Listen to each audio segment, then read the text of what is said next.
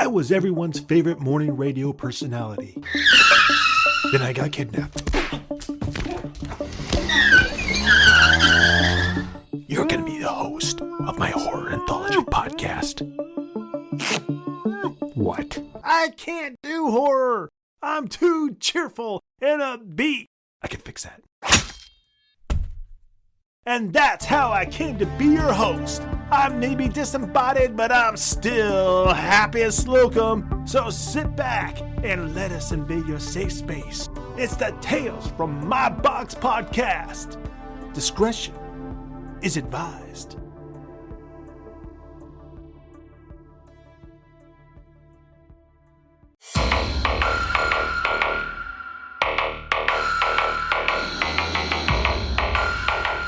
Welcome to the box. You are receiving the Tales from My Box podcast, transmitting from the dingy dungeon studio somewhere in Washington State. Weirdness. I don't like it. It's weird. But for some reason, horror fans seem to dig it. So, that's where we're at in this first season. We're at the weird part. So today we bring you, contrary to my wishes, which always seem to fall on deaf ears, 2 weird tales, neither of which I like. They're just creepy. I like my horror to be regular. Like a couple hot babes in the shower together, while a dark killer with a machete sneaks up. And, come to think of it, I hate that shit too. How come when you got 2 hot chicks showering together, some asshole in a mask has to come up and turn them into hamburger? What kind of a sicko can jack off to that? Fuck horror. I told you all I wasn't cut out for this. Whatever. Don't forget to buy Jordan A. Thomas's debut audiobook, Coronation. It's about vampires and self-creation. Buy it on this platform or any others that aren't owned by Bezos. Add, subscribe, share it if you like. This first story is about a guy. He's weird. Doing weird shit.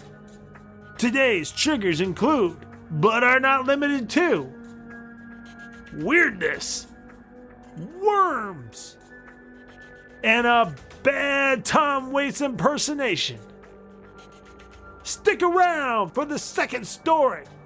This one is called The Man in the Black Plague Mask.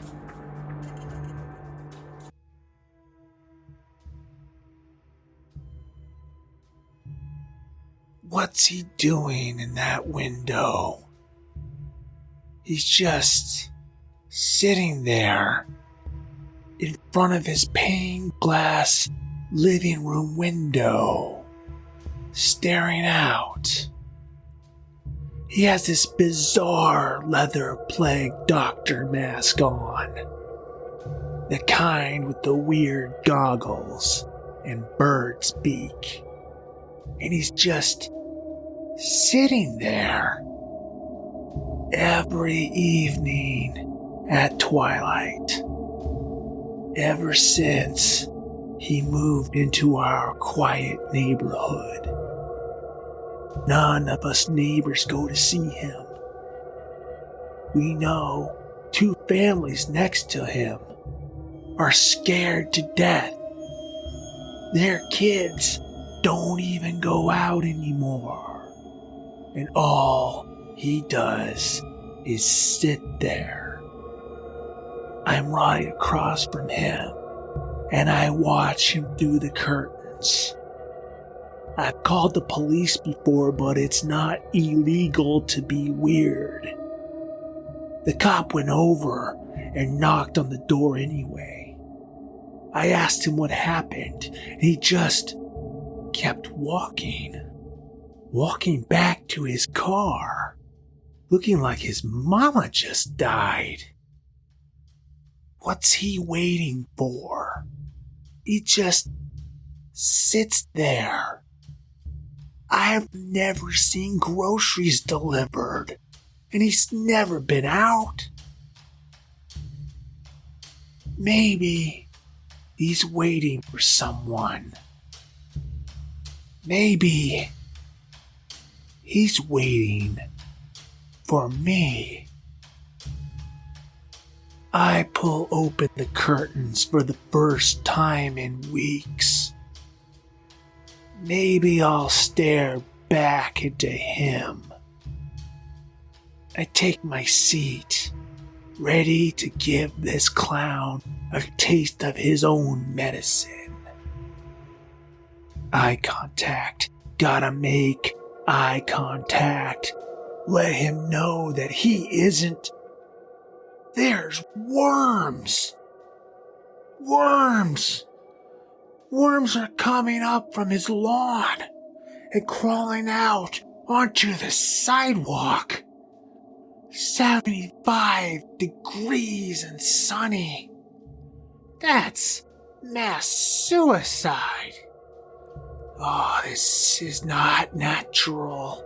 The worms are crawling out of my lawn and the neighbor's lawn. They're everywhere. Worms. Worms. Worms just pulling up from their safe dirt to die on the summer sidewalk. I'm going over there. This can't continue. We can't keep going on like this. I have to go to work in the morning. I have to go to church. I can't remember the last time I went to work. Am I on vacation? If I'm on vacation, why haven't I gone to church? I always go to church. I'm an elder. I'm an elder in my church. I don't know. I want to go to work in the morning. And I don't want a bunch of worms blocking my driveway. I'm out the door. The streets are empty, except for the worms drying in the heat of the day. Who's going to clean up this mess? He's going to. I'm going to put a broom in his hand and watch him as he sweeps up the crispy carcasses he created. I knock, but nobody answers. Coward! Coward! Answer the door! Answer the damn door! I'm going in. I'm going in because it's my neighborhood. It's his house, but it's my neighborhood. I'm in his house. It's empty. Empty. I cross through the kitchen to the living room, expecting him. But he's not there. He's gone. The house is empty. Like it's on the market type of empty. Did he run away? The coward ran away.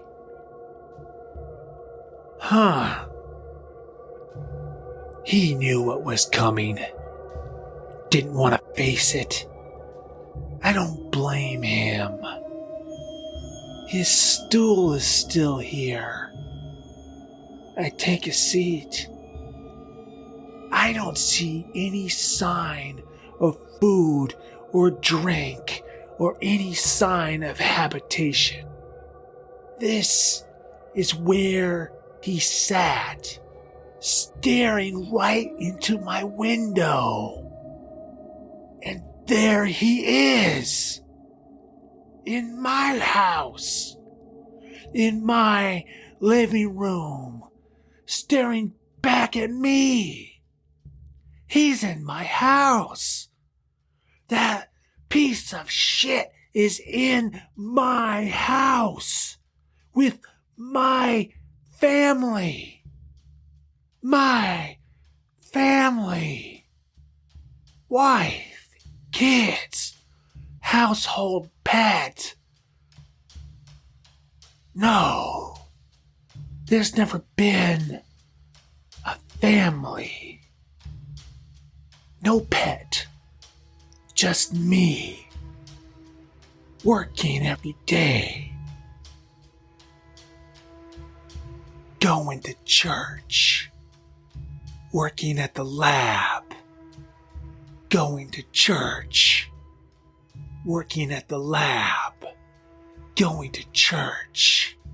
How long has it been since I've been to the lab?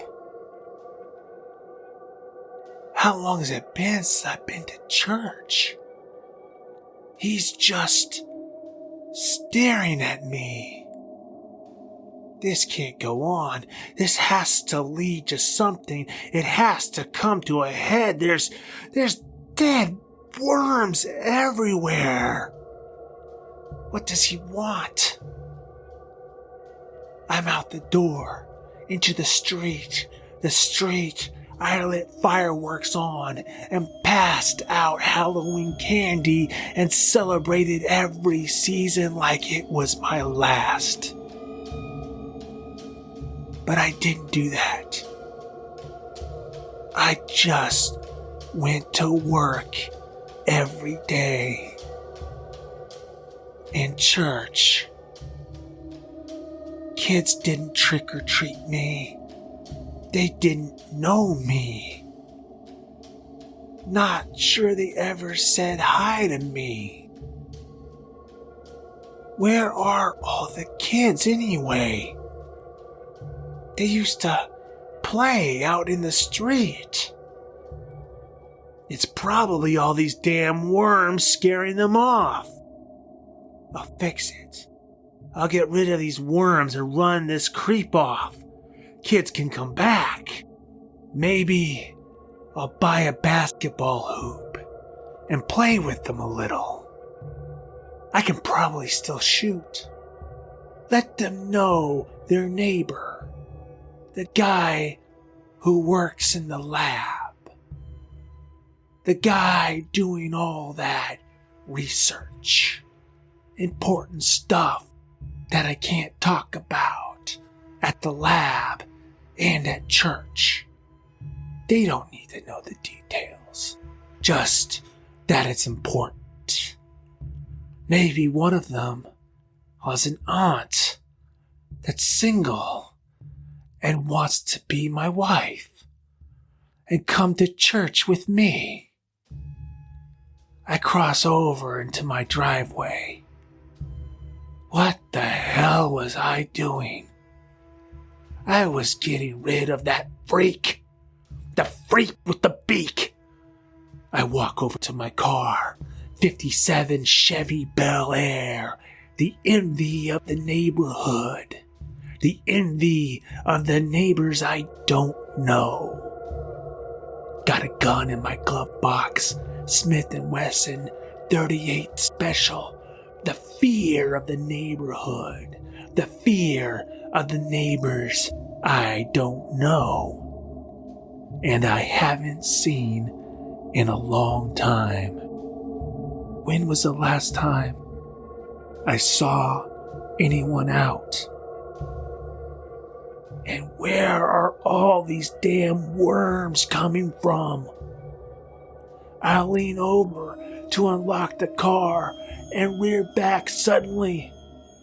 He's in the car, staring back at me. I pull on the door, but it stays locked. He's not in the car. He's a reflection in the window.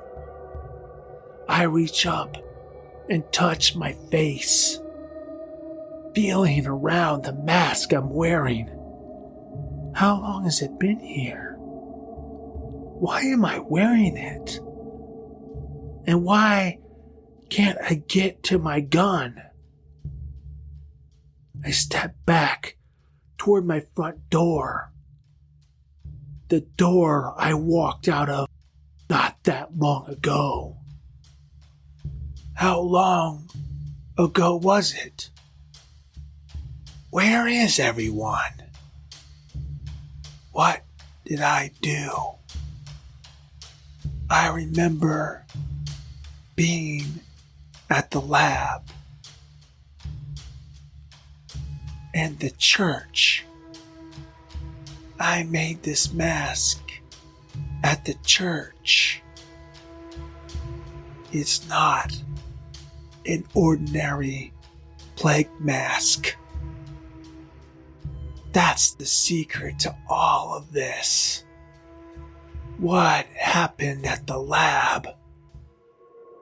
Why was I so important? Am I important? Or just a schmuck with no family who works all the time and goes to church? I'm an important schmuck. I have to be. If I weren't, there wouldn't be people in white suits closing in on me from both sides of the street. I used to wear suits like that. What did I do? I was working on research, and they wouldn't tell me why.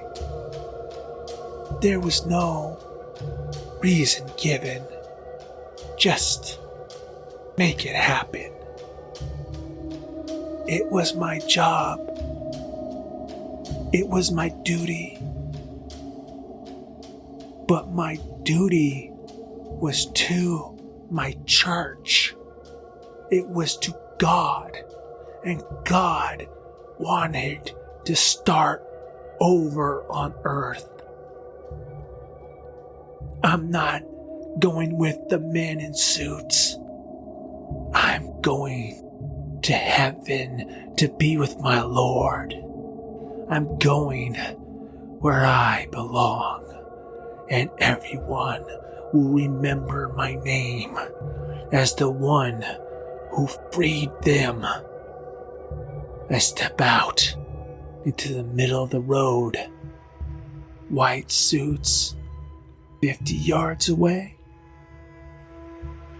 I unbuckle my mask to breathe in that poison that I released.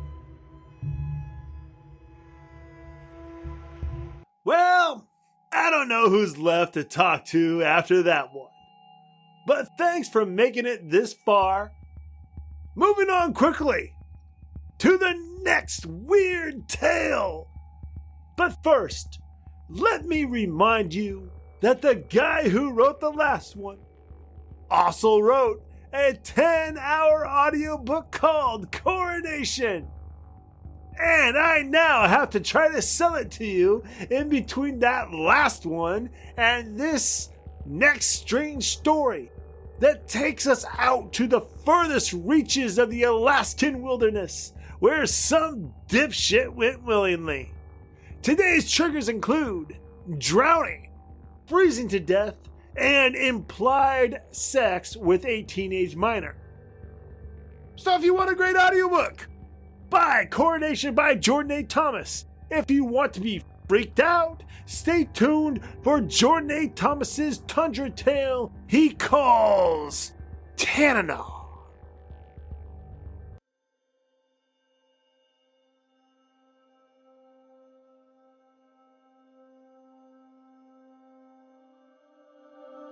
My consciousness is slipping. I can feel it.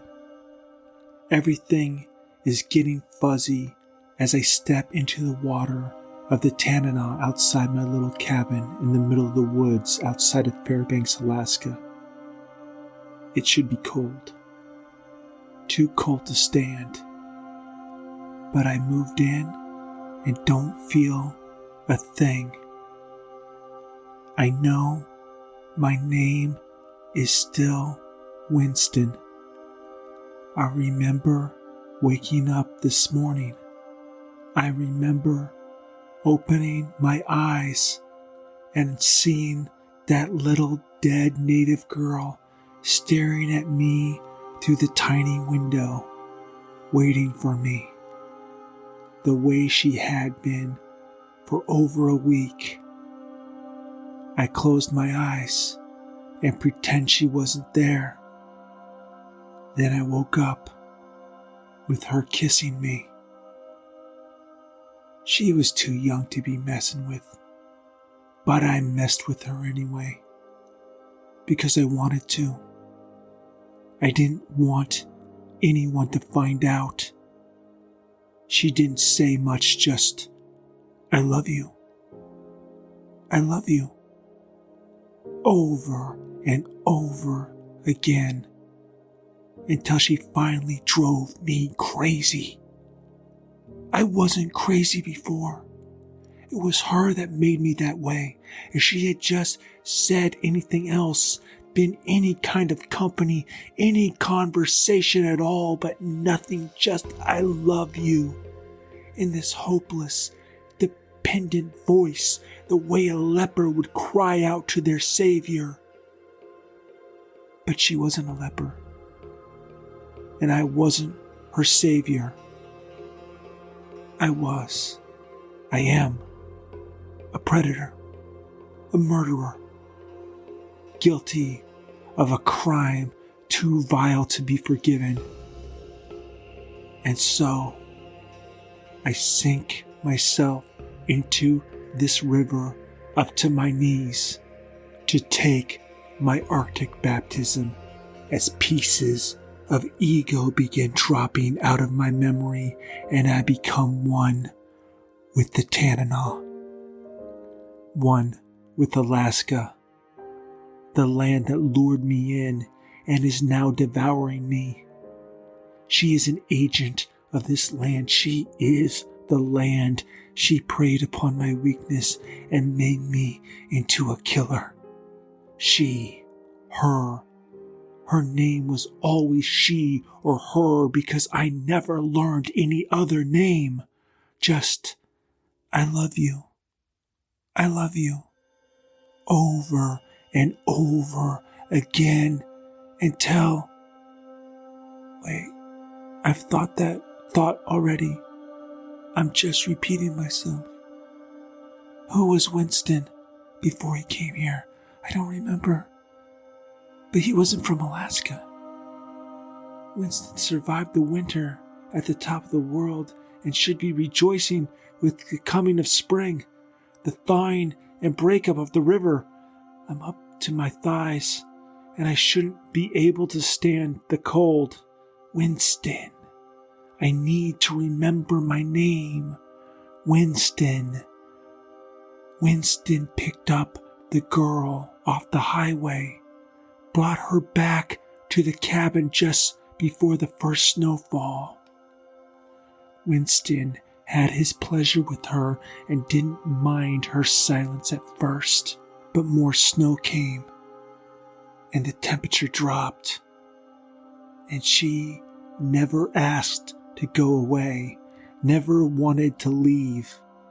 Winston tried to drive her away, but Winston was inexperienced with cars in the Arctic and didn't know that the plug-in hanging out of the grill of his truck was to keep the engine oil from freezing.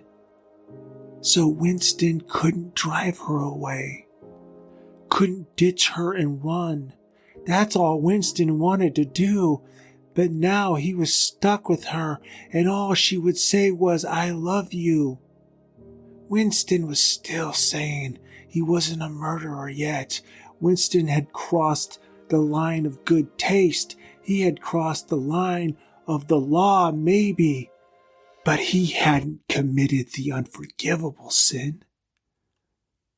Not until he heard her say, "I love you," with her head looking down and holding her belly, and she looked so happy. She was so happy in that cabin with me, trapped trapped. Plenty of provisions, heating oil, water, food. Winston wasn't happy though, and he saw her holding her belly while standing nude in front of a little mirror. "I love you." And then he crossed the line. And Winston is crossing the line now, lowering his genitals into the freezing spring thaw water of the great river. They will freeze now and never harm anyone again. Who am I thinking about?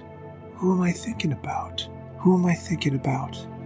What was the killer's name? The killer, the one who killed that little girl. What was his name?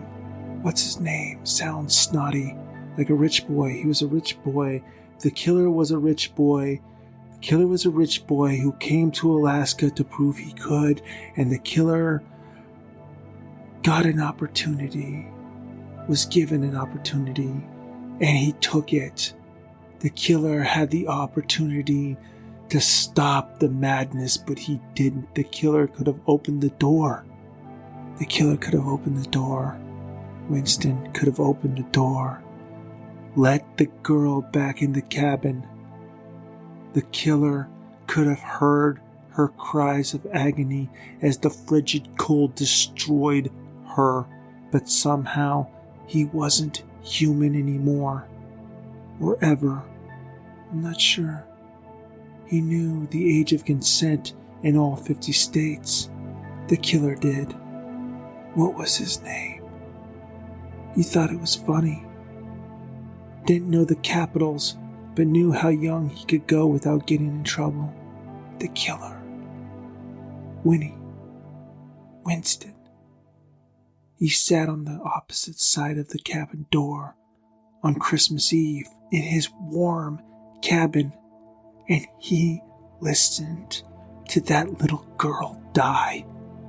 That little girl and her baby. Unforgivable. Unforgiving as the Tanana. Unforgiving as Alaska. He sat and listened to her cry for hours after the last "I love you" fell off her frozen lips.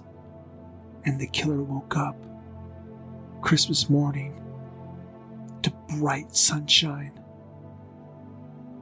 The Tanana covers the killer's heart as he sinks in a little further. A frozen heart is nothing new. The temperature on Christmas Day read negative 34 degrees on the thermometer. Alaskans like to keep thermometers around to amuse themselves. The killer wasn't human anymore. He waited until after midnight so as not to ruin Christmas, and then he stepped outside to find her, blue and naked, hugging the support beam on the porch, eyes open, her only comfort as she left this world. The killer felt sick. He had crossed the line. If anyone found out, I don't know if prison would have been worse. And now, the killer is up to his neck. He has to be dead already. That's what this is death. Nobody can survive water this cold. It was colder when he put her in. He had to break the ice with an axe in the middle of the river to make a hole big enough to fit her. And he pushed her frozen little body into the river that's now consuming him. He wouldn't have to worry until spring. And hopefully she would just wash away, never to be found, devoured by scavengers, returned to the land as if she never existed, but she was the land. She was the Tanana. She was Alaska, and she is consuming him now. She made it out of the river come spring, resurrected with the rest of nature that lies dormant under the snow blanket, and she stood at his window and waited for him, waited for her killer to join her in frozen matrimony. For days, her and the killer stared at each other through the window of that cabin without saying a word. No more I love yous, just a celestial level of patience, as if it were only a matter of time before their two stars would collide. There is no me anymore. There is only the Tanana. If I'm breathing, it's water I'm inhaling. These last flickers of thought blur as I take in the last vision of the world above the river. It's her. She's on the front porch, watching me sink, paying my tribute to her, what I owe, my debt to Alaska. She's beautiful again, full of health and glow, like she never froze under the ice for 4 months. Nothing like the water-rotted lips that kissed mine this morning while I was asleep in bed. Don't know how she got in. Don't know how she escaped the river. But her lips pressed against mine, and I felt a cold that I could never imagine. A cold that told me that I would never be warm again. A cold as deep as the reaches of space. She stood back and watched as I rose from my sleeping position and began my trek towards my ultimate destiny. No control left, just me obeying the call of the river. Her image flickers in my mind, and she is an old woman, naked and gray, standing on the porch as my eyes fall under the water of my sweet home.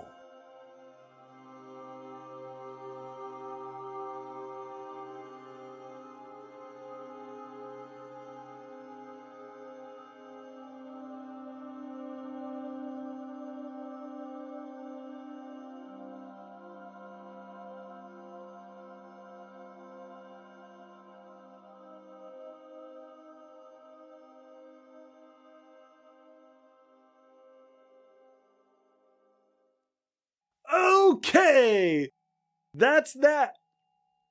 Thanks for making it through. We're back to normal in the next episode. Until then, check out this sample chapter from Jordan A. Thomas's debut audiobook, Coronation. Try to act normal and don't open the box.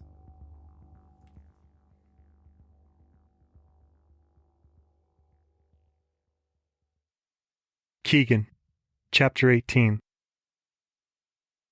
I know all about cars, but I've never experienced one until now. The heavy equipment we use for the temple, loaders, backhoes, and a couple of flatbed pickup trucks gave me plenty of experience behind the wheel. Never at this speed, though. We're shooting down the desert road with the speedometer pinned at 120 miles per hour. It's an insane speed and I'm not in control of it. Dash lights cast weird shadows over the face of the most gauntly-looking human I've ever encountered. Poke has the wheel and my life in his hands. It's horrifying and exhilarating at the same time. A wire spring in the back of my seat has popped out of place, and I can't seem to shift into a position where it isn't sticking me in the back. A smell of old cigarillos makes me hold my breath for long periods while Poke drones on and on about his life story and the vampire hunting business.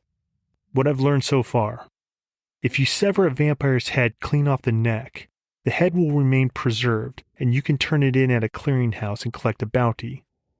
However, if the head does not come off clean, everything will turn to ash and you put your life in danger for nothing. I met an Australian fella named Michael Kelly. He was doing trick boomerang shows with a carnival I fell in with after my whore of a mother kicked me out of the house. We got to talking about the occult, and since my whore of a mother was all into that shit since the time I can remember, I kept up in conversation with him. Must have liked me some because he took me under his wing and taught me everything he knew about boomerangs. Once I started hunting vampires, I made sassy here. He taps his jade boomerang with his bony finger.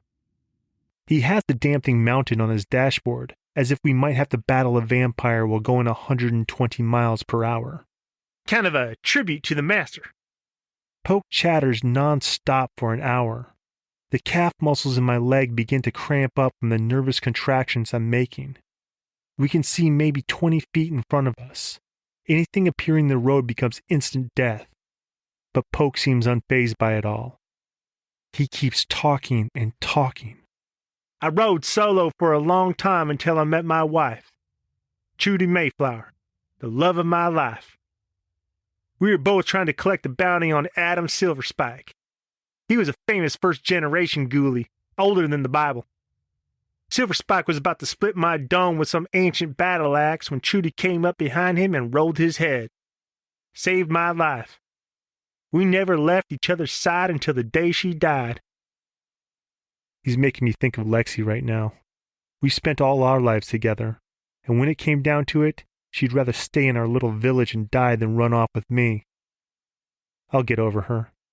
Plenty of girls my age in the city of Provo. That's where Poke says we're going to turn in the bounty on the Sentinel's head. My love is vengeance now. Went off and got hooked up with some junkies in Seattle. Got myself a blood disease that'll ash up even the most purebred creature of the night. Poke adopted vampire hunting as his life's calling one day on the set of Battle in the Bush, a B-grade movie about Australian cowboys. The film crew turned into a bunch of hungry vampires and began snacking on all the pretty actors during the film's wrap party. Poke made it out with 5 heads and a new career. Or so he says. Where are we going? I ask. Poke shuts up. He stops gabbing on a dime. I wish I had asked an hour ago. My appreciation for his silence lasts a couple of minutes before it gets creepy. I look over at him, and he smiles at me. We're going to see that pretty face of yours in action, he tells me. I hope I'm wrong about his meaning. A flash of a human form out the corner of my eye, and in a split second, he's clipped off the passenger side corner of the van.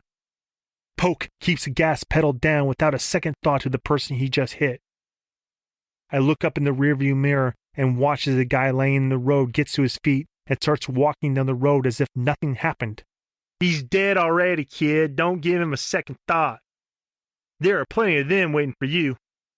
As the words leave his lips, another figure appears off the side of the road in Poke's headlights. We shoot past him. Even at high speed, I'm able to see the dead look on his face. Vampires? I ask. Mongrels. Vampire breeding has to this point in history been selective. Humans with a very particular genetic coding were considered candidates. You just saw what happens when a human without the vampire gene gets turned. Someone I know is building an army of them. What does that have to do with me? I inquire. You are going to fight them, he informs me. A mob of mongrel vampires appears in the roadway at the edge of Poke's headlights. He lets his foot off the gas, but it's too late to keep us from slamming into the crowd. The cracking of bones on the tires and thudding of bodies hitting the side of the van create an unnatural rhythm. Poke hangs onto the steering wheel as the bodies veer us from one side of the road to the other. He lets out a howl of laughter as a vampire dressed in a 3-piece suit disappears under his tire.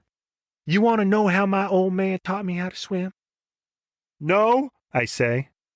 Cocksucker took me out to the lake and walked me to the end of the dock. He looks down at me and tells me to kick if I want to live. The van skids to a stop, and the writhing vampires engulf us, well aware of our presence. What does that mean? I blurted out as a once attractive woman in tattered clothes bares her fangs at me through the window. I know. I mean, who says that to a kid? Long story short, he tossed my ass in. And I swear I ain't shitting you here. I went out of body. Like I could see myself drowning in the nasty water with the algae and the fish shit. But I could hear my old man's voice yelling at me through the water. Kick! Kick! Kick! I'm listening, but I'm fixed on a long-haired Asian vampire smashing his fist into the windows far too many times to leave his hand intact. What you getting at, sir? I don't want to know the answer. He reaches over and grabs Sassy off the dashboard with a wild gleam in his eyes and a giddy chuckle in his speech. Kick or die, buckwheat! I see him hit the electric window controls on the driver's side console. Stop! Don't! Are you crazy? The window retracts, and I'm stabbing vampires before it's halfway down. Why are you doing this? I yell. I'm terrified. For the first time in my life, survival is in question. Shut up and kick! He claps back. No choice. Right foot back to my chest as I pivot in my seat and kick the door with everything I've got. The door flies open. I'm out of the van and striking faster than a bad memory. Nothing else matters at this moment. In my zone, practicing my religion. Working. Haven't felt like this since... I can't remember. Got a task. Kill vamps. Apply my systematic method of obliteration upon their punk asses. I'm swatting heads off the undead like it's a new dance craze. I glance back at Poke on the opposite side of the van. He's got his boomerang in his hand, and he's fighting off the monsters as if born to do so. I'm not scared. This feels like home. I spear a skinny vamp with an afro through the heart as he dives off the top of the van and toss him into a crowd of bloodsuckers surrounding me before slashing the necks of two vamps behind me on the counterswing. A quick pivot sees my blade across the top of a charging vamp's forehead. The top of his head comes off, but the damn thing still stands. Over at the van, Poke hangs back in the driver's seat, smoking his cigarillo, watching me fight. Okay, kid, quit showing off and get in the van. As he pulls away, I skip out of the diving grab of a vamp in a biker jacket and slash my way past a hissing soccer mom, diving into the passenger seat in full stride before chest-kicking the old man who dove in after me. Poke hits the gas and mows down a line of bloodsuckers. He looks over at me with the most serious expression. You know, you have a moral obligation to use your fighting skills to help your fellow humans survive this ghoulie epidemic. Epidemic? No one believed these things existed until a year ago. A couple of online videos surface here and there. Unexplained murders in the thousands sweep the nation, and it has become quite apparent to the people of the world my life's work was always justifiable and important.